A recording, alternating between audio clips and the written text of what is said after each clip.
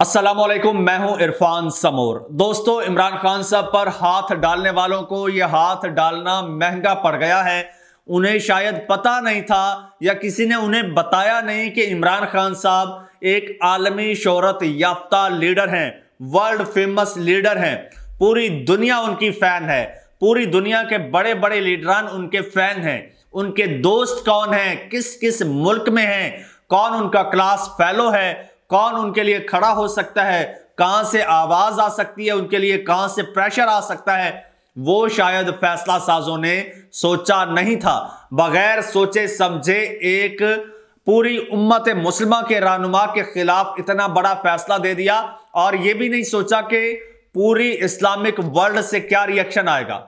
दोस्तों, Islamic world इस वक्त कहां किसके साथ खड़ी है, किसका क्या पैगाम आ रहा है, सूरत हाल आलमी सतह पर जो है वो बड़ी दिलचस्प हो चुकी है।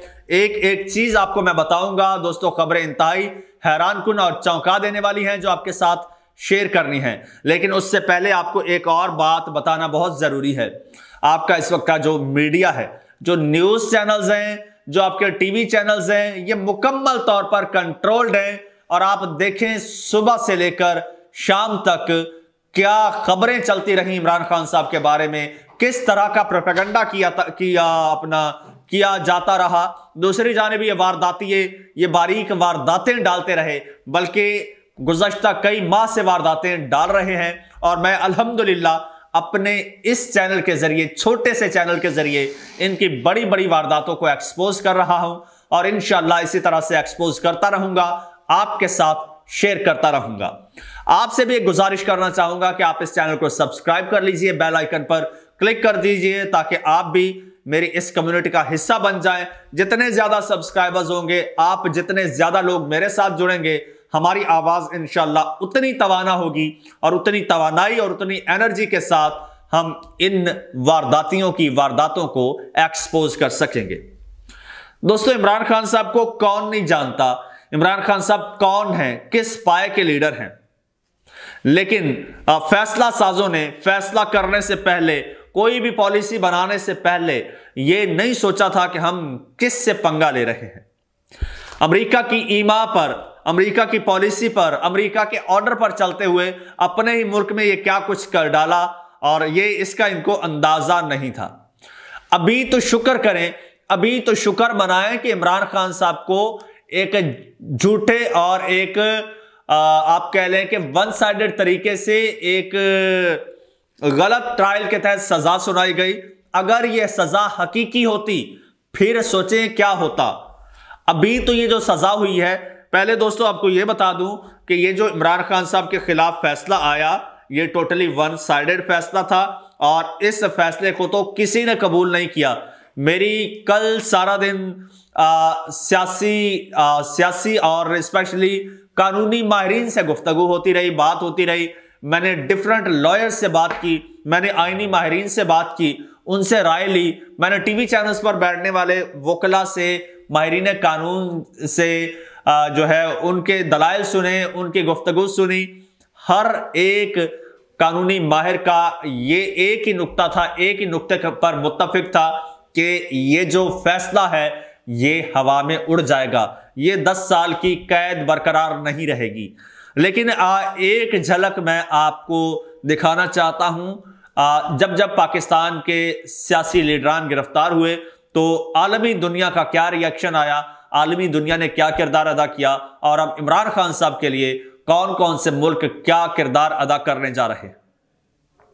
दोस्तों, बात कर लेते हैं जुल्फिकार अली भुट्टो साहब की। जुल्फिकार अली भुट्टो साहब जब कैद हुए, जब उनको सजा सुनाई गई, ठीक है, तो तब उनके लिए तुर्की ने अप्रोच की पाकिस्तान को और तुर्की ने कहा कि जुल्फिकार अली भुट्टो साहब को हमारे हवाले कर दो और हम ये आपको गारंटी देते हैं कि जुल्फिकार अली भुट्टो 10 साल के लिए, आइंदा 10 साल के लिए सियासत में नहीं आएंगे।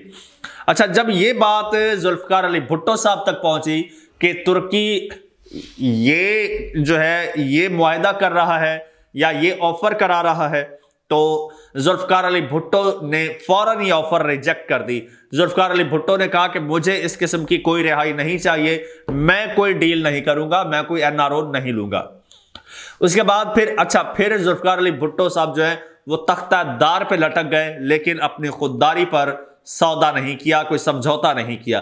फिर बारी आती है जी हमारे नाम निहाद लीडर नवाज शरीफ साहब की। नवाज शरीफ साहब आपको पता है जब 99 में उनकी हुकूमत गई, जब उन्होंने तैयारा हाईजैक किया एक सिटिंग आर्मी चीफ का, और फिर उनको जिस तरह से बरतरफ किया, उसका रिएक्शन ये आया कि उसके नतीजे में उनकी हुकूमत चली गई। हुकूमत से न सिर्फ बेदखल कर दिया गया बल्कि पाबंदे सलासल कर दिया गया। तो ये तो मशहूर है ना डील करने में, और पहली डील शायद वहीं पे हुई थी। तो इनको भी सजा सुना दी गई। जब सजा सुनाई गई तो उस वक्त जनाब लेबनान के वजीर आजम है रफीक हुरैरी, अच्छा उनके जरिए सऊदी अरब ने इसमें इन्वॉल्वमेंट की और सऊदी अरब ने यह डील करवाई कि नवाज शरीफ साहब जो हैं वो 10 साल के लिए पाकिस्तान नहीं आएंगे। नवाज शरीफ साहब ने जनाब इसी में आफियत जानी, क्योंकि ये लीडर तो है नहीं ना, ये तो खैर अब मैं क्या इसके लिए लफ्ज इस्तेमाल करूं, आप खुद ही जो मुनासिब समझे वो इस्तेमाल कर लीजिएगा मेरा। खैर अच्छा, तो नवाज शरीफ साहब जो हैं, नवाज शरीफ साहब ने फौरन डील एक्सेप्ट कर ली और नवाज शरीफ साहब सऊदी अरब चले गए, जहां पर वो स्टील मिलें बनी और फिर ये सारे जहां पर ये दास्तानें हुई। मियां साहब चले गए सऊदी अरब डील करके, फिर वहां से लंदन, फिर डील कंप्लीट करके पाकिस्तान आए, और फिर जिस तरह से वो सारी चीजें आपके सामने हैं। वहां पर सऊदी अरब ने किरदार अदा किया और उधर जो है वो तुर्की ने किरदार अदा किया। अब बारी आ गई जनाब इमरान खान साहब की। पहले तो इस वक्त जब मैं आपसे मुखातिब हूं तो इस वक्त पूरी दुनिया की जो नजरें हैं वो पाकिस्तान में होने वाले डेवलपमेंट्स पर हैं, वो इमरान खान साहब के केसेस पर हैं, वो इमरान खान साहब के खिलाफ होने वाली कार्रवाइयों पर हैं।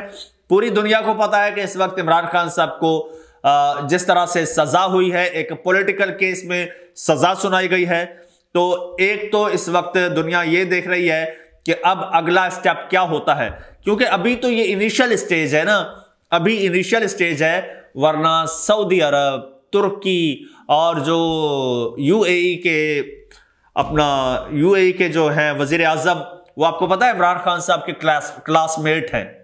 अच्छा, वो भी वहां से तैयारी करके बैठे हैं। और उसके अलावा तुर्क सदर रजब तैयब एर्दोगान, वो तो इमरान खान साहब के हाथ चूमते हैं, बल्कि पूरी जो भी इसके अलावा और दीगर बहुत सारी कंट्रीज हैं और जिनके पाकिस्तान के साथ डिप्लोमेटिक रिलेशंस भी हैं और वो पाकिस्तान के साथ में अच्छा अपना इन्फ्लुएंस भी रखते हैं। वो भी कंट्रीज इस वक्त तैयार बैठी हैं कि जनाब कुवैत, कतर, ये वो सारी कंट्रीज कि अब होता क्या है, अब अगली डेवलपमेंट क्या होती है। ये तो इस्लामिक कंट्रीज थी।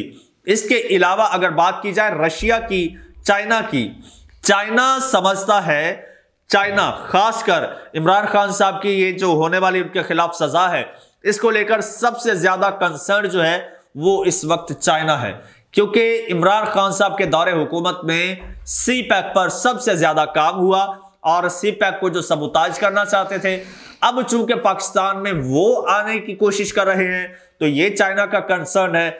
चाइना चाहता है अगर वो आ गए तो वो अमेरिका की सपोर्ट से आएंगे तो वो सी पैक के लिए जो है वो अच्छे साबित नहीं होंगे। चाइना चाहता है कि इमरान खान साहब गवर्नमेंट में आए और इस वजह से चाइना इमरान खान साहब को मुकम्मल सपोर्ट भी कर रहा है और चाइना को अगर जरूरत पड़ी तो चाइना इन्वॉल्वमेंट भी करेगा और इमरान खान साहब की जमानत देकर, कोई श्योरिटी देकर निकालने की कोशिश करेगा। उधर से रशिया, चाइना, ये दोनों तो चल ही इमरान खान साहब के आइडिया पर रहे हैं और जिस तरह से इमरान खान साहब ने कहा था कि लोकल करेंसी में अपना ब्लॉक बनाया जाए, लोकल करेंसी में ट्रेड किया जाए और अमेरिका की जो कैंप है, अमेरिका के कैंप से बाहर निकला जाए। और वो इस वक्त उनकी नजरें जो हैं वो भी इसी चीज पर हैं और इसको लेकर जनाब इस वक्त सारी कंट्रीज जो हैं, जितनी कंट्रीज, वो देख रही हैं कि अब अगला डिसीजन क्या आता है, ये कब इन्वॉल्वमेंट करेंगी, ये भी मैं आपको बता देता हूं। ये इंतजार कर रहे हैं कि अब मामला हाई कोर्ट में गया है, वहां से क्या फैसला आता है, फिर सुप्रीम कोर्ट जाएगा, वहां से क्या फैसला आता है। जब अभी तो उनको भी पता है कि केस बहुत कमजोर है, केस उड़ जाएगा, ठीक है, हाई कोर्ट में ही उड़ जाएगा और अगर खुदा ना खास्ता हाईकोर्ट में नहीं उड़ता तो सुप्रीम कोर्ट इसको उड़ा देगी और इमरान खान साहब का ये केस जो है ये खत्म हो जाएगा, जैसे वो जज हुमायूं दिलावर वाला खत्म हुआ था। अच्छा, अगर इन केस नहीं होती ये चीज तो फिर इमरान खान साहब के जो दोस्त हैं, फिर उनकी मिसेज हैं जमाइमा गोल्डस्मिथ, आपको पता है वो इंटरनेशनल एस्टेब्लिशमेंट में उनका कितना असर और रसूख है, वो तो इनके पसीने छुड़वा दें, उनकी एक फोन कॉल ही इनके लिए काफी है। उनका बंदा तो जनाब आपको पता है, उनका बंदा तो ये एक ऐसा वाकया हुआ था 5 मिनट नहीं रख सके थे, एक फोन कॉल पे इनकी दौड़ें लग गई थी। लेकिन मसला ये है कि ऐसा वैसा कुछ होने नहीं जा रहा, मामलात कंट्रोल्ड हैं, केस बोगस है और जल्दी उड़ जाएगा। वरना अगर ऐसा हुआ तो ये जितनी भी कंट्रीज हैं ये इन्वॉल्वमेंट की कोशिश करेंगे। लेकिन जहां तक मैं इमरान खान साहब को जानता हूं, इमरान खान साहब ये डील कभी भी कबूल नहीं करेंगे। ठीक है, अगर कोई भी आलमी मुल्क जो है वो पाकिस्तानी हुकूमत से ये कहे कि इमरान खान साहब को 10 साल के लिए जो है वो जला वतन कर दो, इमरान खान साहब वतन से चले जाएं और ये सियासत में नहीं आएंगे, आपको क्या लगता है इमरान खान साहब ये डील मानेंगे? कभी नहीं। मुझे नहीं लगता इमरान खान साहब ये डील मानेंगे। इमरान खान साहब मौत को गले लगा लेंगे, फांसी के फंदे को इसी तरह मुस्कुराते हुए चूम लेंगे, लेकिन कोई डील नहीं करेंगे। अगर डील करनी होती तो नवाज शरीफ साहब की तरह बीमारी का बहाना बनाकर आज लंदन में बैठे होते, जेल से निकल जाते। लेकिन वो तमाम मुसीबतें बर्दाश्त कर रहे हैं, किसके लिए? सिर्फ और सिर्फ मेरे पाकिस्तानियों, आपके लिए। आपने उनका साथ नहीं छोड़ना, उनको सारी उम्मीदें आपसे हैं। इस हवाले से उन्होंने पैगाम भी दिया है। जब सहाफी ने सवाल किया कि खान साहब आपको 10 साल की सजा हो गई है, आप कोई पैगाम देना चाहेंगे, तो उन्होंने कहा कि आपने घबराना नहीं है और हर सूरत में 8 फरवरी को निकलना है।